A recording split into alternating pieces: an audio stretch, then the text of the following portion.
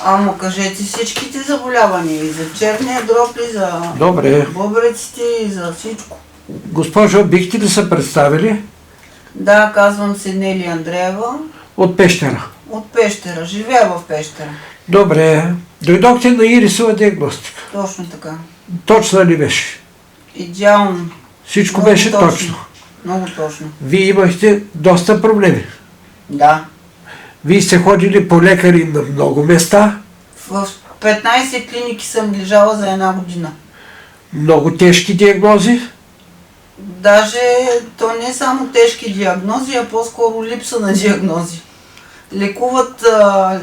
Ама лекуват ви без диагноза. Без диагноза, да. Добре. Без никакъв ефект. Даже съм излизала от болница в по-лошо състояние, отколкото съм влизала. Добре, дойдохте доста зле тук. Точно така. От главата ви изтръпваше, Така. косата ви падаше, Да.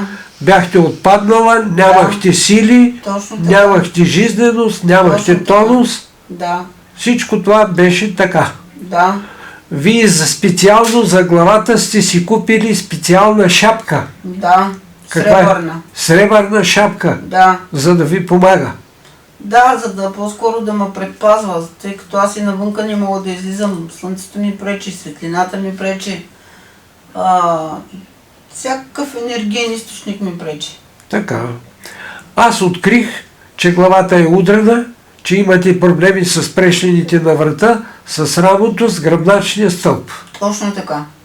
Добре. Предложих ви да ви направя една процедура. Показах ви болките във врата, показах ви болките в рамото, показах болките в гърба. Да, точно така. Ограничението на движението на главата наляво-надясно беше много малко.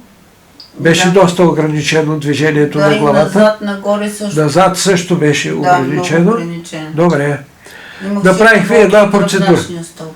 Имахте болки в гръбначния Да. стълб. Направих една процедура. Да. Какво стана? Ами, освободи ми се, първо болката изчезна, освободи ми се движението и наляво и надясно на главата и освен това ми се освободи и нагоре движението. Ето сега съвсем спокойно си Изчезна ли болката във врата? изчезна болката във врата, изчезна и болката в главата, изчезна и болката в гръбначния стълб. Добре. Изтръпването на главата намаля ли? Намаля. Нещо, намаля. което не се е случвало колко време? От 2019 година насам. Значи това са 5 години. Точно така. От 5 години главата е изтръпнала. Да, и става все по-зле и по-зле. А сега? Не само главата, то имаше моменти, през които цялото тяло, органите вътре, аз ги усещах, просто все едно изгарят. А сега просто се чувствам чудесно. Слава на Бога. Каква е разликата? Разликата е огромна. Съжалявам, че по-рано не съм дошъл тук. Имате сили, имате енергия. Имам сили, имам енергия, болката няма, главата ми не е изтръпнала, ние чувствам като в мегеме. Я погледни към светлината, дразни ли та? Светлината не ме дразни, да. Даже стоя без шапка. Аз преди не можех така да стоя под лампа без шапка. Вкъщи не се светкат лампите даже. Ние стоим на тъмно. Защото светлината ми дразни. Да, но това изчезна. Изчезна, да. Изчезна. Какво да кажем на хората, които ще гледат този запис? Ами, на хората, които ще гледат този запис, да им кажем, аз лично им казвам да не се доверяват на лекарите, да не си дават парите като мен, да не губят време, ами да дойдат тук и да използват вашите умения и вашата дарба и това, което Господ ни е дал от природата, билките. И Бихте ли направили сравнение как бяхте преди да влезете тук и как ви изпращам сега? Ами, все едно се родих втори път. Милата. Какво да кажа? Не знам какво да кажа, просто... Разликата е огромна. Разликата е огромна, да. Огромна. Добре, изпращам ви добре. Но нов човек. Това особено с главата, то всичкото беше проблем, но това с изтръпването на главата и очите и това беше нещо ужасно. Аз вървях и залитах по улиците, крия се от слънцето, постоянно хода с някакви шапки, такива Добре, а сега го няма това. Сега го няма, ето, аз стоя без шапка и точно под лампата и няма проблем. Добре, благодаря ви за този запис. Ще го пускам на хората да видят, че такива неща може да се излекуват. Ами ние ще разправим Тя на е много много хора. страдала. Много, аз знам. Вашата приятелка се разплака тук. Тя много ми помагаше през... Добре, госпожо, вие бяхте свидетел на това. Да, тя е много изстрадала и много години страда и аз си помагам и знам за какво става въпрос. Просто се радвам. Тя се крие все на тъмно, не гледа светлината, крие се от слънцето. Затова тръгнахме и през нощта, защото вика, аз през деня не мога да пътувам, вика, цяла през нощта ще се чувствам по-добре. Просто ме е много мъчно за нея. Тя вика, това ми е последната надежда. Последната надежда. Ако тук не ми помогнат, века повече никъде няма ми помогнат.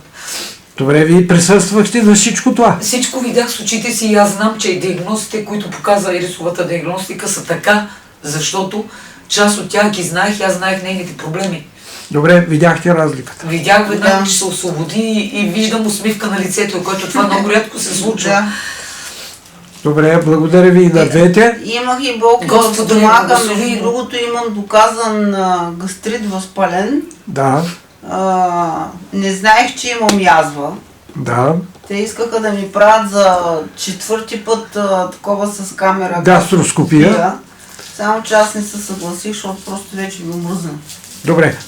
Да, и болката и в стомаха ми изчезна. изчезна. Да, има леко усещане, така като придърпане, но докато пътувахме, това, че постоянно свети, още повече се засилиха болките, но сега ми изчезна и болката в стомаха. Благодаря ви за този запис. Още един път казвам, ще го пускам на хората да видят, че може да се помогне. И ние ви благодарим много, Бог да ви благослови, да ви пази, да запомагат на хората. Да.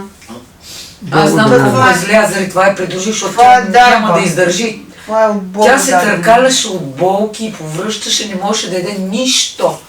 Нищо да яде. Ама ни вода не мога да пие. Пиеше вода и повръщаше лехена до нея и се търкаляше по земята. И майка й няма дни кой да даде на майка и да Толкова нахрани. силни болки. Да, търкаляше се по земята. И Много повръщаше, силно. пиеше вода и повръщаше, въобще не ядеше.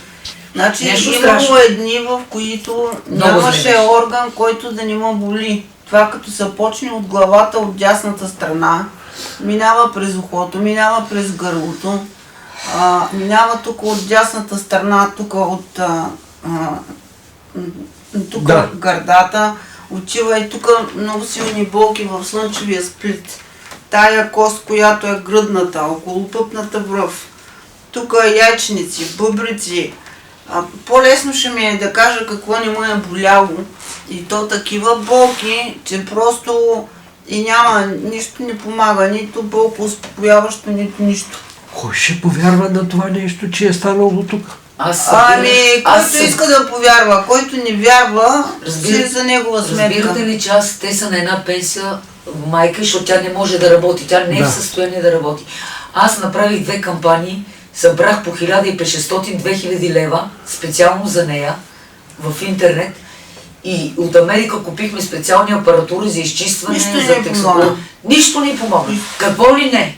Сребърните шапки едната също, 200 лева и нещо носия, сребърна тениска, която я предпазва от облъчването. Нищо, само парите така отидоха. Специален апарат, който е военен апарат за облъчването, $650 го направи една жена българка, за което и благодарим. Въпреки, че не помогна апарата, но и благодарим за жеста. Тя сама го купи. Толкова пари събрах за нея, защото беше много зле и се чудехме вече с какво да й помогнем. Обаче резултат никакъв. От никъде. Да, но ето тук стана. Ама тук стана, да. Слава на Бога. Именно тя каза, това ми е последната надежда. Отивам и ако там не стане вече... Аз исках да дойда още по-рано, само нямаше кой да докара. Не смех да тръгна сама, защото приушавам и по пътя, припадам, да, и вика, залитам. Жане, само на те разчитам. И аз затова я придружих и не смятах за мен си. Ето тя сега... Обаче викам, аз не спа, аз също имам проблеми. Толкова път бих, защо и аз да не си направя. И не съжалявам. Много съм доволна, благодаря много от сърце. И когато има... И аз ви благодаря много за този запис. Радвам се и аз, че ви изпращам по-добре. И ние благодарим. И ние Вие имате благодарим, ли ще докараме и Facebook? майките Дайте си. ни го